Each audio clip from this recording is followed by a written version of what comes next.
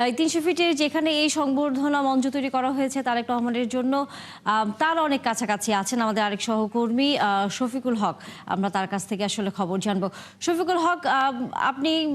মঞ্চের অনেক কাছে আছেন, নেতাকর্মী এবং একই সাথে সেখানে নিরাপত্তার ব্যবস্থা, সেগুলো নিয়ে হয়তো আপনি তথ্য দেবেন, কিন্তু একটি বিষয় আপনার কাছে একটু জানতেই চাই, যেহেতু আপনি বিএনপির রাজনীতি বা বিভিন্ন এই বিএনপির নেতাদের সাথে অনেক কাছাকাছি মিশেছেন, তাদের অনেক বিষয় আসলে আপনি রিপোর্টও করেছেন। তারেক রহমান যখন দেশে আসছেন তখন অন্যদের ভেতর বিএনপির যারা সিনিয়র নেতারা রয়েছেন এবং তারা আসলে সামনের দিনগুলোতে রাজনীতিতে তারেক রহমানের যে ভূমিকা হবে এবং একই সাথে যে চ্যালেঞ্জের মুখোমুখি আসলে হবেন, কারণ নতুন করে দেশকে আসলে তৈরি করতে হবে, এই বিষয়গুলো নিয়ে তারা তারেক রহমানকে কিভাবে সহযোগিতা করবেন, পাশে থাকবেন, তারাও কি তাদের কথা জানিয়েছেন? শুরুতে আপনাকে বলে রাখি, এখানে আসলে অপেক্ষার যেই পালা সেটি শেষ হতে চলেছে এবং আমরা যেই তারেক রহমান যেই মঞ্চে এসে রাজধানীর এই যে জুলাই ৩৬ এক্সপ্রেসওয়ের যেই স্থানে মঞ্চটি করা হয়েছে, যেখানে এসে দেশবাসীর উদ্দেশ্যে কৃতজ্ঞতা প্রকাশ করবেন জনাব তারেক রহমান, সেই মঞ্চের ঠিক সামনেই রয়েছে এবং এখানকার অবস্থাটা একটু আগে বলে নিতে চাই। এখানে তিল ধারণের ঠাঁই নেই। মঞ্চের সামনে পূর্বাচল থেকে আসা সড়ক ধরে ৩০০ ফিটের এই যে সড়কটি রয়েছে, পুরো সড়ক জুড়ে নেতাকর্মীদের ছেয়ে গেছে। এরই মধ্যে আপনি জানেন এখনো পর্যন্ত কিন্তু বিএনপির ভারপ্রাপ্ত চেয়ারম্যান তারেক রহমানকে বহনকারী যেই বাংলাদেশ বিমানের ফ্লাইটটি, সেটি কিন্তু এখনো সিলেটে এসে অবতরণ করেনি। তবে এরই মধ্যে নেতাকর্মীদের ব্যাপক উপস্থিতি। আরএফএল গিজার মানে চটজলদি পানি গরম, বিদ্যুৎ বিল 20% কম। আরএফএল গিজার, উষ্ণ পানির পরশ। আমরা এই পুরো এলাকা জুড়ে দেখতে পাচ্ছি এবং বিমানবন্দর সড়ক থেকে শুরু করে পুরো ৩০০ ফিট এই সড়ক জুড়ে নেতাকর্মীদের অবস্থান। এবং যেই প্রশ্নটি আপনি করলেন যে তারেক রহমানের এই আশাকে কেন্দ্র করে বিএনপি নেতাকর্মীদের যে মনোভাব, সেটি যদি বলতে হয় আপনাকে একটু মাসখানেক পেছনের কথা যদি বলি, যখন বিএনপি চেয়ারপারসন বেগম খালেদা জিয়া শারীরিকভাবে অসুস্থ হয়ে হাসপাতালে ভর্তি হন এবারকার হাসপাতালে এবং তার অবস্থার যখন কিছুটা অবনতি হয়, তখন কিন্তু অনেকটাই অনিশ্চিত অবস্থার মধ্যে পড়ে গিয়েছিলেন বিএনপি নেতাকর্মীরা। তবে তিনি ধীরে ধীরে কিছুটা সুস্থ হয়েছেন এখন এবং এরই মধ্যে একটি গুঞ্জন উঠেছিল কেন আসছে না তারেক রহমান, এই নিয়ে বিভিন্ন মহলে বিভিন্ন ধরনের প্রশ্ন উঠেছে এবং দলের পক্ষ থেকে যেটি বলা হয়েছে যে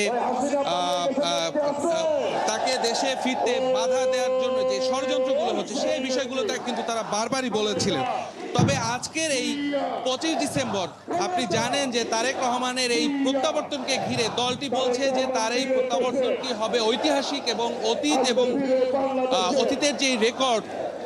এত বড় জনসমাগম আদৌ হয়েছে কিনা বাংলাদেশ দেশ স্বাধীনের পরে, সে বিষয় নিয়েও তারা বলেছেন যে তারেক রহমানকে বরণ করতে আজকে যে মানুষের ঢল নামবে, সেই ঢলে আসলে সব ধরনের ষড়যন্ত্র উবে যাবে, এমনটি আসলে নেতাকর্মীদের প্রত্যাশা। এবং সামনে নির্বাচন আসছে, সেই নির্বাচনকে কেন্দ্র করে তারেক রহমানের আজকের এই বাংলাদেশে প্রত্যাবর্তন, এর মধ্য দিয়ে আসলে যে নির্বাচনের ট্রেন যেটি ছেড়ে গিয়েছে, সেই ট্রেনে আসলে ধানের শীষের বিজয় তারা নিশ্চিত করবেন, এমনটি তারা প্রত্যাশা করছেন। তো সবকিছু মিলে আসলে বিএনপি নেতারা অনেকটাই উজ্জীবিত আমরা দেখতে পেয়েছি। আপনাকে একটু বিষয় বলে রাখি, এই তারেক রহমানের দেশে ফেরার ঘোষণার পরে আপনি জানেন যে ৩০০ ফিটে যে মঞ্চটি তৈরি, এটি গত রোববার থেকে শুরু হয়েছে এবং আমরা এটি সংবাদ কভার করতে এসে যেমনটি দেখেছি যে গত রোববার থেকে এই এলাকায় সারা দেশ থেকে নেতাকর্মীরা এসেছেন এবং এখানে এসে ঘুরে গিয়েছেন, অনেকে এসে মিছিল স্লোগান তো দিয়েছেন এবং গত দুদিন আগে থেকে নেতাকর্মীদের আসলে ঢল নেমেছে এবং সারা দেশ থেকে বিভিন্ন পর্যায়ের নেতাকর্মীরা এই ৩০০ ফিটে যেই স্থানে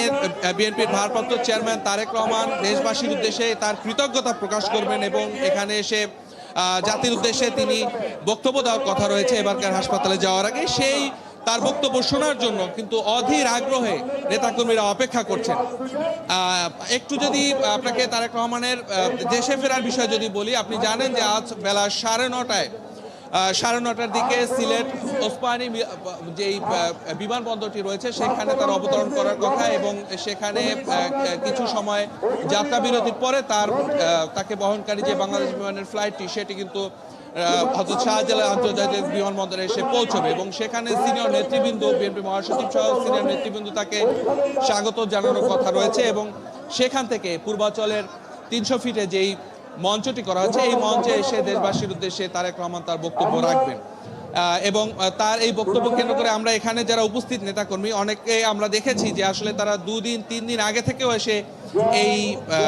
মঞ্চের যে সামনে সেখানে অবস্থান নিয়েছেন। তারা এতটুকুই তাদের চাওয়া যে তারেক রহমান এখানে এসে যখন বক্তব্যটি রাখবেন সেটি তারা সামনে থেকে আসলে শুনতে চান এবং কী ধরনের দিক নির্দেশনা দিতে চান সেটি আসলে নেতাকর্মীরা শুনবেন। এই জন্যই তাদের আসলে এই অপেক্ষা, এবং সেই অপেক্ষা হয়তো আর বেশি সময় ধরে নেই, কারণ আপনি এরই মধ্যে 9:45 মতো বাজে এবং 9:30 নাগাদ যদি সিলেটে তিনি অবতরণ করেন, সেখান থেকে ঢাকা এয়ারপোর্টে এসে নেমেই তিনি এখানে এসে বক্তব্য রাখবেন এবং এখান থেকে বেগম খালেদা জিয়া যে এবারকার হাসপাতালে চিকিৎসাধীন রয়েছেন সেখানে তার মায়ের কাছে তার যাওয়ার কথা রয়েছে। তো আমরা রয়েছি মঞ্চের ঠিক সামনেই এবং এখানে নেতাকর্মীদের ব্যাপক উপস্থিতি এবং আশপাশের যে সড়কগুলো রয়েছে সেই সড়কগুলো আমরা যখন এখানে এসেছি তখনও দেখেছি যে পুরো 300 ফিটে ঢোকার যেই গোল চত্বরটি রয়েছে সেই গোল চত্বর থেকে শুরু করে আশপাশের এলাকা পুরো নেতাকর্মীতে ছেয়ে গিয়েছে। তো এরকম একটা অবস্থা এখানে। শফিকুল হক, আপনার মাধ্যমে আমরা আসলে দেখছিলাম